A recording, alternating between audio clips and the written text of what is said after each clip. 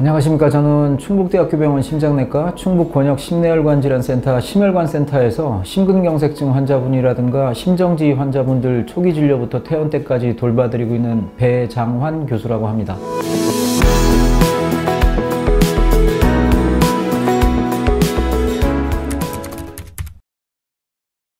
제가 충북대병원 지방병원에서 이렇게 있는 이유는 여기에 계신 모든 의사 선생님들이 다 마찬가지예요. 대부분 보면 외지 의사들도 있고요. 충북대학 나와서 돌아오신 분들도 있는데 대부분 경인 지역에서 일자리를 잡을 수 있는 분이었어요. 대부분 펠로우들은 또 어떻게 하느냐. 진짜 우리나라에서 좋다고 하는 빅5에서 다 펠로우 하셨던 분들이고. 근데 그분들이 경인 지역에 일자리가 있음에도 불구하고 지역까지 왔잖아요. 그때는 뜻이 있는 거거든요. 지역 의료를 발전시키겠다는 뜻이 있는 거고, 그리고 지역에서 학생들을 가르쳐가지고 좋은 의사로 만들어서, 진짜 좋은 의사로 만들어서 지역하고 필수 의료에서 일할 수 있는 의사를 만들겠다. 그 두 가지로 온 거예요. 신념이 있는 거죠. 그런데 그 의사들을 갖다가 뭐라고 했냐면 정부는 지금 개돼지 취급을 했어요. 낙수 의사 이런 얘기를 꺼내가면서. 그렇게 되면은 지방에 있는 이유가 있을까요? 없잖아요. 오히려 제가 생각하는 게 더 멀어지고 있어요. 정부의 조치로. 그렇다면은 당연히 저항을 해야 되겠지만 저항을 할 힘도 없습니다, 이제는. 이렇게 되면 제가 어떻게 되냐면 제 꿈을 낮추고 저는 그냥 심장학을 할 수 있는 2차급 병원으로 가거나 아니면 개원을 하거나 이런 결정을 할 수밖에 없는 사직 상황으로 내몰리고 있는 거죠. 그래서 사직서를 쓴 거예요. 그러니까 지금은 우리는 권역심내혈관질환센터였고, 권역심내혈관질환센터 저희가 지정을 받기 3, 4년 전부터 웬만한 응급환자는 새벽 1, 2시에 다 한다는 원칙을 갖고 있었기 때문에 그때는 이제 중재하는 의사가 저하고 한 분대에서 2명이었거든요. 처음에는 2005년에 우리 병원에 와가지고 2009년까지인가? 그때까지는 거의 한 5, 6년을 180일 온콜을 받았어요. 이게 사람이 견딜 수가 없더라고요. 근데 목표가 있으니까 그렇게 버텼죠. 그렇게 하고 권역심내혈관질환센터 지정받으면서 제 아래쪽에 교수님들이 2분이 연달아 1년 간격으로 오셔가지고 4명이 해서 90일 당직을 하게 됐죠. 지금은 교수가 조금 더 늘어서 그분들까지 막 도와주고 그래가지고 조금 더 줄긴 했는데 지금 전공의 선생님이 안 계시니까 결국은 이제 병원 안에서 상주당직을 하는 날짜가 다 포함돼가지고 지금 같은 경우에는 제가 한 주에 한 1.7일 정도를 병원에서 자고 있어요. 자는 게 정말 그렇게 되는 거고 병원 밖에 있는 것까지 합치면은 한 주에 한 2.5일 정도가 되니까 거의 어떻게 되냐면 거의 2, 3일은 제대로 잠을 못 자는 거죠. 지금 있는 모든 교수들이 지쳐가고 있다. 그거는 사실이죠. 정부는 정부의 일을 하면 됩니다. 정부는 법과 원칙에 따라서 행동하는 단체거든요. 그러면은 2월 말부터 전공의들 어떻게 하기로 했어요? 문제대로 처벌하시기로 했잖아요. 지금 3월 말 되잖아요. 계속 미루고 있잖아요. 한동훈 위원장 나오셔가지고 25일 날 전유교협이랑 만나가지고 전향적으로 검토하겠다고 그래가지고 한 게 결국은 28일로 미룬 거예요. 72시간 더 유예를 했죠. 이런 식으로 해가지고 총선까지 끌어보겠다는 건가요? 그러지 마시고 처벌을 하세요. 법에 처벌을 하게 돼 있으면 처벌을 하시라고. 처벌을 하고 나면은 그냥 1년이 공백이 생길 겁니다. 처벌을 하지 않아도 1년에 공백이 생기게 생겼어요. 그러면 정부가 하시는 거는 법과 원칙에 의해서 행동한다. 그럼 법과 원칙대로 하시면 돼요. 그걸 갖다가 왜 자꾸 이상한 얘기를 해가지고 의사들을 갖다가 계속 구속으로 모는지 모르겠어요. 우리는 이미 포기했어요. 지금 이 상태가 되면 전공의 수련 계획에 따르면은 3년이나 4년 수련을 할 때 3개월 이상의 펑크가 나면은 추가 수련을 한다거나 뭔가 조치를 취해야 되는데 이 상태로 나가면 어떻게 되냐면은 의사 증원이 파기된다 하더라도 의사 증원이 아니라 의사 감원이 500명이 생겨도 이미 전공의하고 정부의 신뢰관계가 깨졌기 때문에 100%의 전공의가 돌아온다는 보장은 100% 없습니다. 상당수의 전공의가 돌아오지 않을 것 같고요. 특히 응급의료과나 내과나 외과 같은 그나마 우리가 필요했던 필수의료과 전공의들이 안 돌아올 것 같아요. 왜냐? 정부가 필수의료과라든가 필수의료라든가 필수의료에 종사하는 의사에 대한 시각이 어떤 건지를 너무나 바닥까지 보여주셨어요. 낙수사라고 얘기를 하죠. 그렇게 얘기를 했기 때문에 이거는 해결이 안 되고 제가 생각하기에는 상급종합병원의 예전으로 돌아가기는 어려울 것 같습니다. 왜 이런 일이 벌어졌냐면 총장의 불통 때문에 그렇습니다. 그러니까 총장께서는 이렇게 하셨어야죠. 첫 번째 11월 달에 보건복지부에서 증원 수요 조사할 때는 보건복지부에서도 뭐가 좀 약간 자기들이 좀 걱정되는 면이 있었는지 대외비 처리를 하라고 해서 내려보냈습니다. 그래서 그 문제를 총장하고 학장이 막 얘기를 할까 말까 이런 정도였어요. 그래서 뭐 이제 단계적으로 써냈죠. 지금 현 상태에서 최대한 받을 수 있는 게 몇 명이냐, 조금 더 지원하면 얼마를 받을 수 있냐, 장기적으로 얼마까지 늘릴 수 있냐, 이렇게 그 숫자 자체가 큰 숫자를 적어내라고 한 거잖아요. 그리고 우리나라 정부는 수요조사, 모든 부서에서 수요조사는 열을 써내면 상을 주는 법칙이 있습니다. 그러니까 학장이든지 누구든지 간에 야, 질러 이렇게 하는 거를 갖다가 아주 학습을 시켜놨어요. 그러니까 항상 이렇게 생각하는 겁니다. 120명을 쓰면 한 90명 받지 않을까? 뭐 이런 생각을 하고 있었던 거겠죠. 그리고 두 번째 3월 달에 교육부 수요조사를 할 때는 그냥 공개 상태였어요. 왜냐하면은 2,000명 넘는 지원이 있었기 때문에 이미 정부가 힘을 받은 거죠. 그러니까 그냥 총장이 와가지고 설명회를 했었어야 되는 거예요. 교수를 갖다가 만나고, 의과대학 교수를 만나고 얘기를 하면서 우리가 이러이러한 상황에 놓여 있고 이렇게 한데 의과대학 교수님들은 어떻게 생각하십니까? 당연히 상의를 해야죠. 만약에 의과대학 교수의 반대가 요구된다, 생각된다 하더라도 직을 걸고 얘기를 해야 되는 겁니다. 그렇기 때문에 직이 있는 거예요. 총장이란 직이 있고 병원장이란 직이 있고 대통령이란 직이 있고 장차관이란 직이 있는 이유는 뭐냐면 자기의 목을 걸고 일을 하라고 있는 겁니다. 관용차 끌고 다닌 게 아니고요. 그러면 오셔가지고 얘기를 했었어야 되는 거죠. 그런데 한 번도 의과대학 교수랑 상의한 적이 없습니다. 의과대학 교수랑 상의한 적이 있다는 건 몇 번 전화통화하고 만나가지고 의과대학 학장이랑 얘기한 거예요. 그거를 가지고 숫자를 써냈어요. 그런데 200명 발표가 나고 나서 저희가 총장실을 항의 방문을 했죠. 그래서 물어봤습니다. 총장님 몇 명 써내셨냐고. 당연히 물을 수 있죠.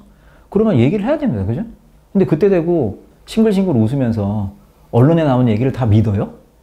이런 식으로 의과대학 교수한테 얘기를 하면 의과대학 교수는 어떻게 되겠습니까? 이거를 의과대학 구성원이 아니고 충북대학의 구성원이 아니고 노비 취급을 한 겁니다. 예. 앞으로 들어오는 학생은 누가 교육을 하나요? 의과대학 교수가 교육을 합니다. 그러면은 당연히 그 사람들한테 물어봐야죠. 그죠? 그게 옳습니다. 그리고 만약에 어떤 교수들이 나는 예과를 가르쳐야 된다, 난 200명 도저히 못 가르치겠어. 그러면은 미리 알려줘가지고 그 사람들한테 이직할 기회를 보장을 해줘야 돼요. 너는 모르겠고 넌 입 닫아. 나는 200명 때려넣어 줄 테니까 네가 다 가르쳐. 이런 상황이잖아요. 예를 들어서 이런 겁니다. 자동차 회사에서 자동차를 만드는데 삐까삐까 물어봤어요. 근데 지금 10분에 2대를 만들기로 했어요. 근데 벨트 속도 올려가지고 10분에 8대 만들기로 하고 직원들한테 물어보지도 않고 벨트 속도를 갖다 하룻밤에 8배로 올렸어요. 그러면 그 직원들이 어떻게 될 것 같아요? 일하려고 하다가 차에 깔려서 돌아가시거나 이직을 하게 됩니다. 지금 그 상황을 만들어 놓은 거예요. 그리고 또 하나 중요한 건 뭐냐면 왜 우리가 반대했냐. 첫 번째는 이렇게 한번 생각을 해보셔야 되는데요. 지금은 자꾸 정부도 그렇고 총장도 그렇고 그렇게 얘기를 합니다. 예과 2년 동안 시간이 있으니까 본과 올라갈 때까지 준비 2년 동안 하면 되지 않냐. 다 좋은데 그러면 만약에 6년 후에 5년 후에를 생각을 해서 본과 3학년 학생하고 본과 4학년 학생들이 실습을 나왔고 또 2년이 지나가지고 인턴하고 레지던트가 생겼다고 생각을 해봅시다. 지금 상황이라면은 충북대학교 의과대학에서 나온 200명의 학생을 갖다가 충북대학교 병원서 대개 수용하기를 바라시고 계실 거예요. 그죠? 그래야지 이 지역 의료에 대해서 일을 할 거니까. 근데 만약에 이렇게 됩니다. 3학년 200명, 4학년 200명, 인턴 200명, 레지던트 1년차 200명이 들어오면 800명입니다. 병원 안에 800명의 흰 가운이 휘날리는 거예요. 근데 충북대학교 병원은 환자가 제일 많이 들어찰 때가 780명입니다. 그러면은 학생들한테 어떻게 임상 교육을 할 것이며 인턴과 레지던트한테 어떻게 환자를 통해서 배우는 게 의사인데 그걸 하겠어요. 그럼 또 그렇게 말씀하세요. 그럴 때까지 충북대병원을 2000병상으로 키우면 되지 않냐. 아, 예. 부산대학병원도 2000병상이 안 됩니다. 그런 얘기를 함부로 하시는 게 아니에요. 그러면 무슨 얘기냐면은 충북대학교 병원이 감기 환자까지 입원을 시키면 2000명 볼 수 있어요. 그거는 말이 아니잖아요. 그러면 또 한 가지 얘기는 정부에 있는 고위 관계 공무원이 이런 얘기를 하더라고요. 교수님 그러면은 2차급 병원하고 개원이들한테라도 보내면 안 될까요? 의료원도 있는데 거기는 진료기관이지 수련기관이 아니에요. 수련기관 타이틀을 위해서는 굉장한 노력과 자금이 필요해요. 가르치는 겁니다. 무조건 환자를 보게 하는 게 아니고 남는 건 한 가지밖에 없어요.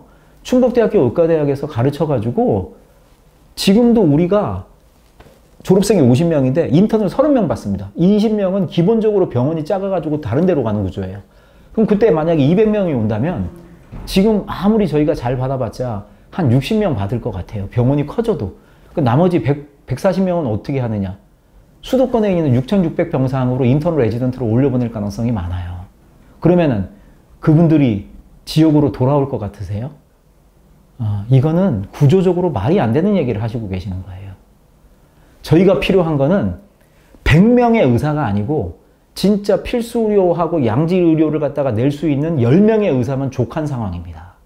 그거를 좀 제발 좀 알아주셨으면 좋겠어요.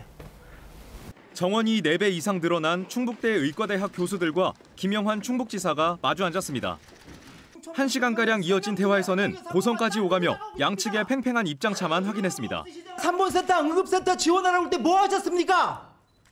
하나도 지원한 거 없으시잖아요. 도지사도 그렇고 저희 의사들도 마찬가지고 충북 지역의 필수 의료를 강화하고 지역 의료를 강화하겠다는 뜻은 뭐 다를 바가 없겠죠. 그런데 도지사께서 말씀하시는 내용 중에 상당 부분 좀 불편한 부분이 있었어요. 사실은 도지사가 후보 시절부터 여러 의견 청취를 하러 다닐 때부터 충북 북삼 지역하고 남삼 지역의 사망률이 너무 높다.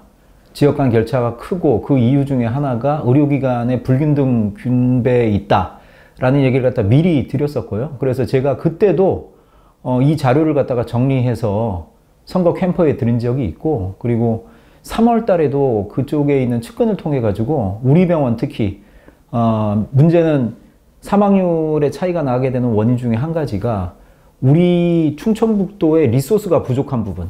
첫 번째가 신생아센터라든가 고위험 산모센터라든가 심혈관센터라든가 외상센터라든가 이런데 인력이 부족한 이유가 있는데 거기에 대한 인력비 지원 이런 걸 요청을 한 바가 있습니다. 이게 특히 우리 병원이 고위험 산모하고 그 이제 미수관은 충청북도에서 유일하게 진료하고 있는 기관인데 기본적으로 필요한 베드, 침상이라고 하잖아요. 침상의 3분의 2 정도도 우리가 못 갖고 있어요. 그 이유가 뭐냐면 산부인과하고 신생아 중환자실에 일하는 그 분들의 수가가 워낙 낮으니까 병원 자체에서 환자를 보면 볼수록 손해되는 구조가 되어 있습니다. 그래서 청주시에서도 좀 도와주신 바 있고 충청북도에서도 도와주고 정부에서도 도와줘서 벌써 몇 년째 고위험 산모센터하고 신생아센터에다가 지원을 해주시고 있는데 이게 기본적으로 간호사 인건비라든가 행정지원 비용으로 되어 있고 우리가 필요한 의료기자재를 새로 산다든가 아니면은 의사의 인건비를 더 줄 수 있게 하는 거에 대해서는 지원을 못하는 항목으로 되어 있어요. 그래서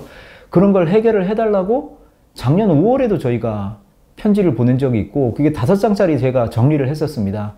그런 얘기를 할 때는 하나 돌아보지도 않았어요. 돌아보지 않고 그때 제가 3월인가 2월 달에 보냈고 5월 달에는 시청에도 똑같은 편지를 보내가지고 시장님을 뵙고 설명을 드린 적이 있었어요. 그래서 시장님은 들으셨는데 그 이후에는 특별하게 연락이 없었고 그런 상태로 있었던 거예요. 그리고 충북 지역으로 따지면 충북 북부는 교통이 당연히 원주권으로 가게 돼 있고 남쪽은 교통이 대전권으로 가게 되어 있어요. 그래서 행정권하고 진료권의 불일치가 있죠. 그런데 행정권하고 진료권의 불일치가 있는 곳이 항상 보면은 의료기관이 부족하다든가 의료 지표가 나쁜 경우가 많습니다. 이것은 어디나 그렇습니다. 충북만 그런 게 아니라 어디나 그래요. 그러면 이 문제는 사실은 30년 동안 되어 있는 문제였고요. 그런데 최근 몇 년 동안 지표가 충북권의 예방 가능 사망률하고 치료 가능 사망률이 좋아지는 쪽으로 갔는데 그 이유 중에 한 가지가 청주권의 의료가 좋아졌어요. 그 중에서 청주시 서원구의 통계가 좋습니다. 이게 충북대학병원이 있는 곳이죠.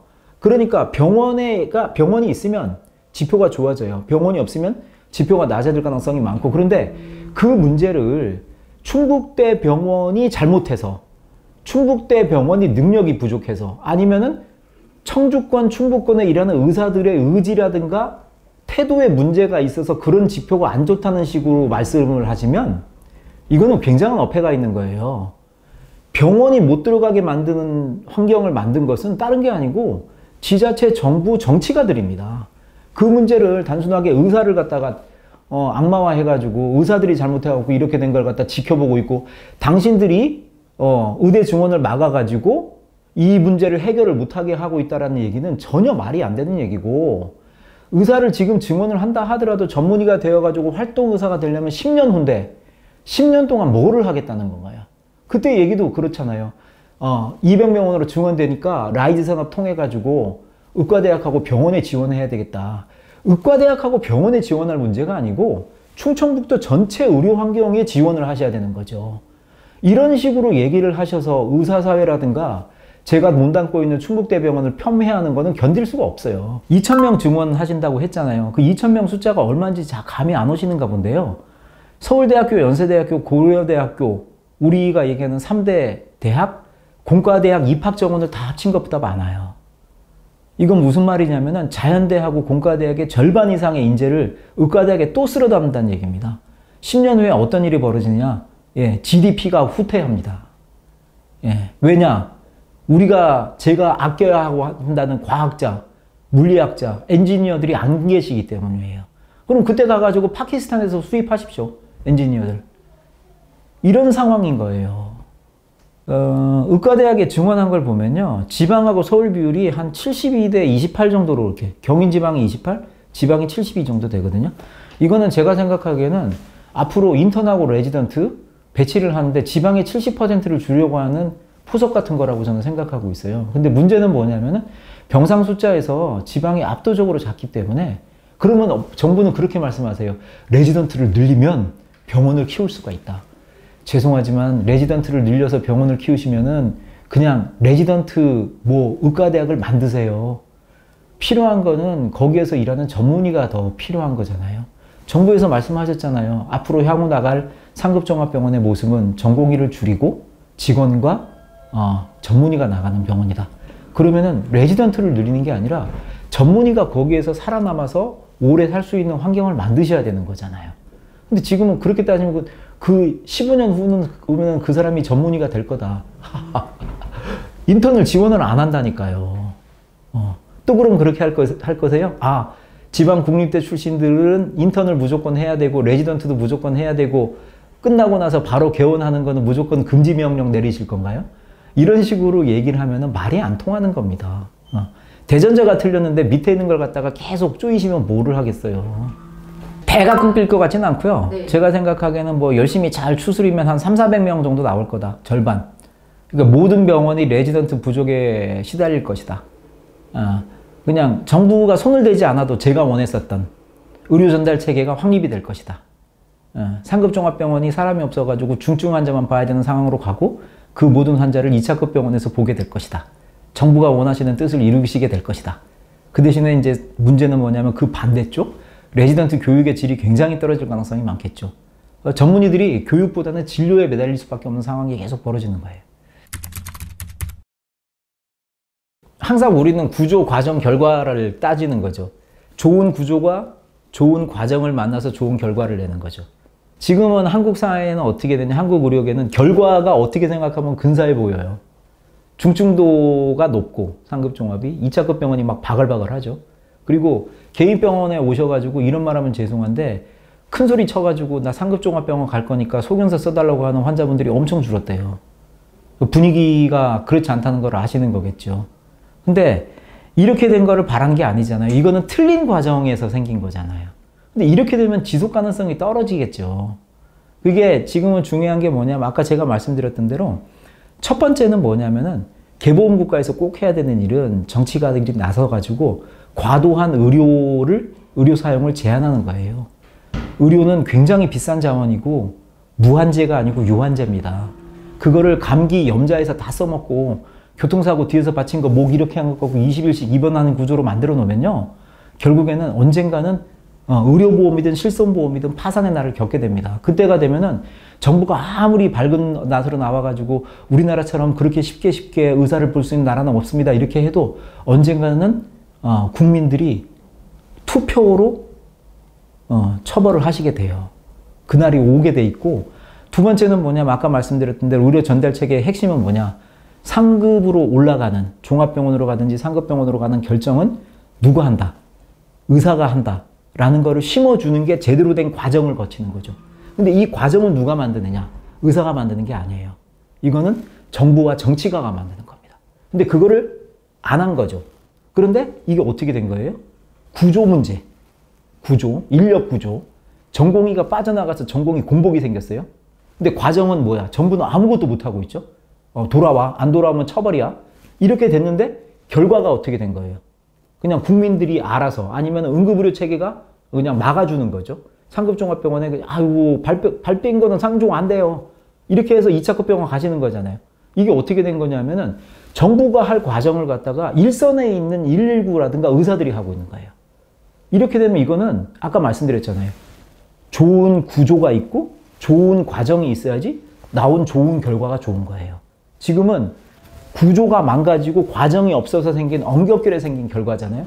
절대로 오래 지속될 수 없죠. 그러니까 이거는 아이러니하다고 말씀드린 게 그런 거예요. 이렇게 되는데 왜 30년 동안 정부가 안 하셨어요?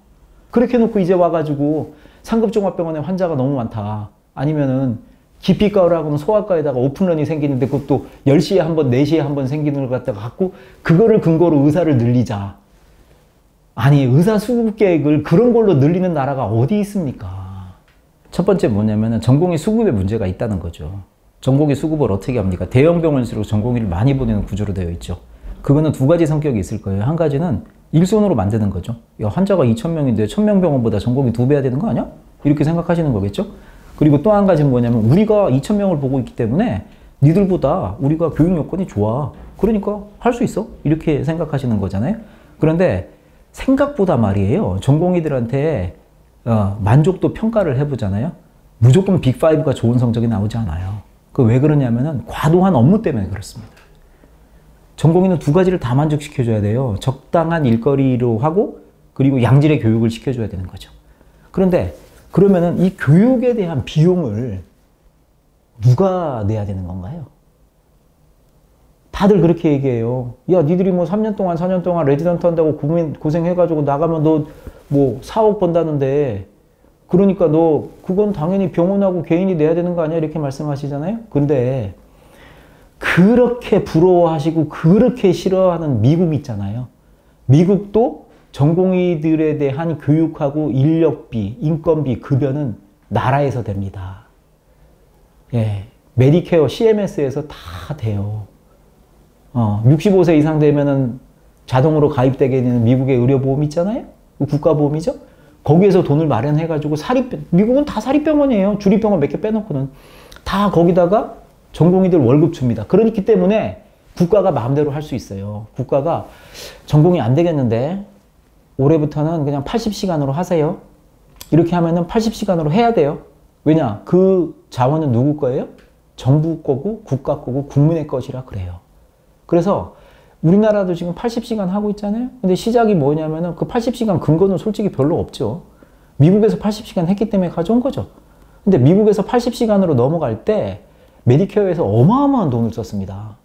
첫 번째는 뭐냐면은 인턴 레지던트 선생님들이죠, 미국. 레지던트 선생님들이 하던 행정 잡무를 완전히 오피스로 다 옮겨줬어요. 거기에 들어가는 비서들이라든가 행정직원들 고용하는 비용을 다 일괄 지급했습니다. 그리고 80시간으로 했기 때문에 당직을 누가 더 서야 되는 거예요? 전문의가 더 서야 되는 거예요. 그러니까 어떻게 한 거예요? 전문의에 대한 당직 비용을 더 줬어요. 우리나라는 어떻게 돼 있냐면은 그냥 이런 거예요. 근로자성이 있잖아요. 근로자가 들어갔기 때문에 원장님이 그냥 거기 월급 주시는 겁니다.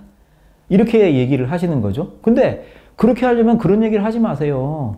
의료는 공공재다 이런 말을 하지 마세요. 의료는 공공재지만 지금 우리 상황에 의료인은 공공재가 아닌 상태예요.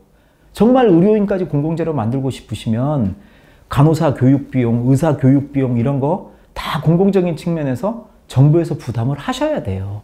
그렇게 놓고 얘기를 해야지 전공의 수급 계획을 어떻게 할 수 있어요? 병원 단위가 아니고 국가 단위로 생각할 수 있는 거죠. 예. 교육하고 국가안보, 국방은 정부의 일이다. 그런데 의료에 대해서는 굉장히 이중적인 모습을 보이고 계십니다. 병원에다 맡겨가지고 야 니들이 돈 벌어갖고 한번 해봐라. 이게 비근한 얘기가 이런 거죠. 삼성병원, 아산병원 같은 데가 진짜 굴지의 병원이 되었는데 거기에 정부는 벽돌 한 장 넣어준 게 없어요. 근데 서울대학병원 아니면은 보라매 병원 이런 데는 일부라도 정부 자금이 들어가잖아요. 그런데 수가는 똑같죠. 그러면 어떻게 기본적으로 사립병원은 더 벌어야 되는 입장에 처해 있는 거예요. 그러니까 업무의 강도가 사립병원이 더 크다고 얘기하는 게 일반적이잖아요. 전공의의 업무 강도도 거의 비슷하다고 생각을 하시면 되거든요. 근데 그러려면 정부가 의료를 갖다가 훨씬 더 국가의 것, 국민의 것이라고 생각을 한다면 거기에 대해서 투자를 더 많이 하셔야 될 거예요. 근데 첫 번째가 뭐냐면은 정부 자체도 그렇게 얘기하잖아요. 지금까지 실손보험을 터준 이유가 뭐냐. 비급여 진료를 해준 이유가 뭐냐면은 급여권에서 수입으로 병원 유지가 안 된다는 걸 정부가 알기 때문입니다. 그러니까 만약에 보험 진료만 가지고 정부에서 생각하시기에 사실은 병원도 수입이 최소한 뭐 7에서 10%는 정도는 돼야 되지 않겠어요? 예를 들어서 100억의 수입이 있다면 10억 정도는 여유자금이 돼야 되잖아요. 인건비를 다 제하고. 그래야지 재투자를 할 거 아니에요. 근데 서울아산병원도 3%예요. 결국엔 무슨 말이냐면 서울아산병원이 지금 조가 넘는 매출이라고 제가 기억하고 있는데 그거를 갖다가 그냥 새마을금고에다가 박아두는 게 훨씬 더 이득인 거예요. 이런 상황으로 만들어 놨단 말이에요. 완전 그러기 상태가 된 거죠. 그리고 4대 패키지의 방향? 저는 다 맞다고 봐요. 그런데 문제는 뭐냐면 거기에 나와 있었던 세부 실현 과제가 아무것도 없잖아요. 예를 들어서 형사처벌 면하게 해주겠다. 충분한 환자 보상을 해주겠다. 어디까지 보상을 할 거예요? 그런 거는 제가 생각하기에는 그 한 줄로 요약된 걸 갖다가요. 유관기관 협상을 하고 논의를 하고 그러면은 5년이 가도 실현계획 못 세울 거예요. 그거를 갖다가 거의 3주 만에 만들으셔가지고 2월 1일 날 대통령께서 발표를 하셨고 그 안에 있는 것 중에 하나가 의사 증언이잖아요. 그런데 문제는 그렇게 실행계획이 없다. 그러면은 재정구조도 없는 겁니다. 그리고 또 하나가 뭐냐면은 건강보험을 걷어냈는데 거기서 돈이 항상 조 단위로 남는다. 그러니까 그걸로 하면 된다. 자, 그러면 이렇게 생각을 해봅시다. 건강보험은요, 세금이랑 다른 거잖아요. 그에 의해 쓸 돈을 갖다가 만들어서 100% 소진하는 게 원칙인 거예요. 그거를 남기면 뭐냐면 두 개 중에 하나예요. 과도하게 건강보험을 걷었거나 아니면 삭감을 후려쳐가지고 아니면 수가를 갖다 안 올려줘가지고 의료기관에서 뺏어간 거예요. 그 상태로 돈 남은 걸로 어떻게 굴려보겠다라고 생각하시는 거잖아요. 믿을 수가 없습니다. 그러니까 이런 신뢰관계가 깨진 상태에서 신뢰관계 구축이 먼저인데 금지하고 명령으로 겁박을 하셔가지고 신뢰관계를 더 깨시고 계세요. 제가 얘기하는 건 그겁니다. 저는 다시 한번 말씀드리는데 0으로 가자는 얘기가 아니에요. 그러면 배 교수 우리 500명 감원할게. 2558명으로 갈게. 그것도 찬성하는 거 아닙니다. 근데 지금은 숫자가 근거가 전혀 없잖아요. 제가 얘기하는 거는 근거 있는 숫자를 원하는 겁니다. 의사들이 납득하고 국민들이 납득하시고 정부가 납득할 수준의 숫자가 나오면 다 받아들입니다. 1000명이든 2000명이든 그게 중요한 게 아니고요. 이게 첫 번째 틀이 의사가 정말 얼마나 필요한가 생각을 좀 해봐야 되잖아요. 맨날 지금 OECD 평균 얘기하시는데 OECD 평균의 활동의사 수가 저희가 지금 1000명당 2.6명? OECD 3.6명 그러잖아요. 그러면 그 표를 갖다가 OECD하고 우리나라만 이렇게 보여주시더라고요. 그 왼쪽 끝에 있는 건 안 보여줘요. 왼쪽 끝에 보신 적 있으세요? 왼쪽 끝에 나라. 그러니까 인구 1000명당 의사 수가 제일 많은 나라. 그게 몇 명쯤 될 것 같으세요? 제 기억에 7명이 안 됩니다. 6점 얼마쯤 되는데 그 나라가 어느 나라냐? 그럼 그 나라가 쉽게 말해서 의료 보장 제도가 잘 돼 있고 쉽게 의사를 볼 수 있고 그리고 모든 병을 빨리빨리 치료를 받을 수 있어야 되잖아요. 요 맨쪽 끝에 있는 나라가요. 그리스하고 포르투갈입니다. 국민 여러분, 그리스하고 포르투갈이 인구 1000명당 의사 수가 제일 많은 나라예요. 거기 가셔가지고 진료를 받아보신 적이 있으실까요? 거기에 의료 상황을 들어보신 적이 있으실까요? 그리고 제가 맨날 물어봅니다. 그러면 미국은 의사 수가 어떠실 것 같으세요? OECD 평균보다 많을 것 같으세요? 그러면 당연히 많죠.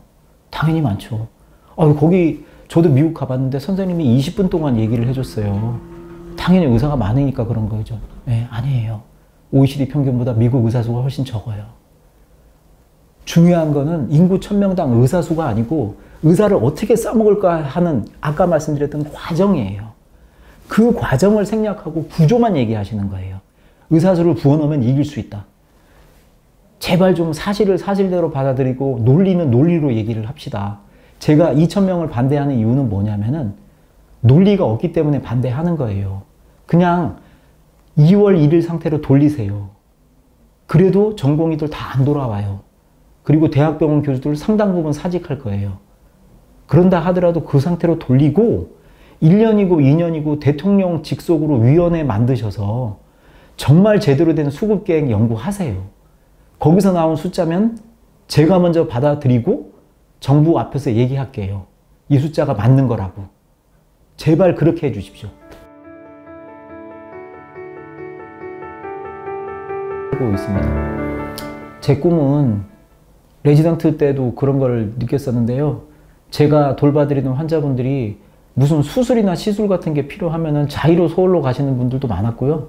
우리 병원에서 못하거나 아니면은 케이스가 작아서 이게 교수님께서 보내시거나 환자분들이나 보호자분들이 알아서 가시거나 하는 걸 정말 많이 봤거든요. 근데 그분들이 몇 년쯤 지나면 응급실로 다시 오시는 경우가 있어요. 수술이라는 게 항상 성공하는 게 아니고 병이라는 것은 진행하는 것이고 사람은 늙어가는 거니까 그분들이 오셔서 그래요.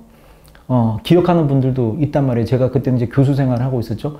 옛날에 레지던트 그때 내과 선생님이네 막 이러면서 여기 계속 계셨네요. 근데 이게 뭐 얘기 들으면 서울로 계속 가시다가 이제는 힘들어서 못 가겠다. 그런 일을 너무 비일비재하게 봤기 때문에 아픈 것도 서러운데 특히 심장질환만은 우리 병원에서 그냥 끝을 봐야 되겠다. 그리고 그분들이 혹시라도 이제 그렇게 하고 나이가 들면 돌아가실 텐데 그때 우리 손을 잡고 교수님 그래도 충북대병원이 있어가지고 편하게 지냈다. 저는 이런 말 듣고 싶었거든요. 제가 생각했던 건 진짜 그거 하나밖에 없었습니다. 진심으로. 근데 그냥 가만 놔뒀으면은 막 죽을 힘을 다해서 글로 갔을 것 같은데 지금 조치는 제가 생각하기에 납득하기가 어려워요. 이거는 잘 굴러가는 필수 의료하고 지방 의료를 완전히 절단을 내는 정책을 취하신 거예요. 제발 간청하는데 의학이라고 하는 아카데미 그리고 의료라고 하는 사회적 체계를 정치적으로 표로 바꾸어 먹지 마십시오. 제발 부탁드립니다. 그게 제가 드릴 말씀이고 그게 해결이 안 됐기 때문에 저는 결국에는 사직을 할 수밖에 없는 상황이 되었습니다. 전문가들은 자부심과 꿈으로 사는 겁니다. 자부심이 없어지고 꿈이 없어지면 거기에서 고생할 이유가 없는 거예요. 제발 부탁드리겠습니다.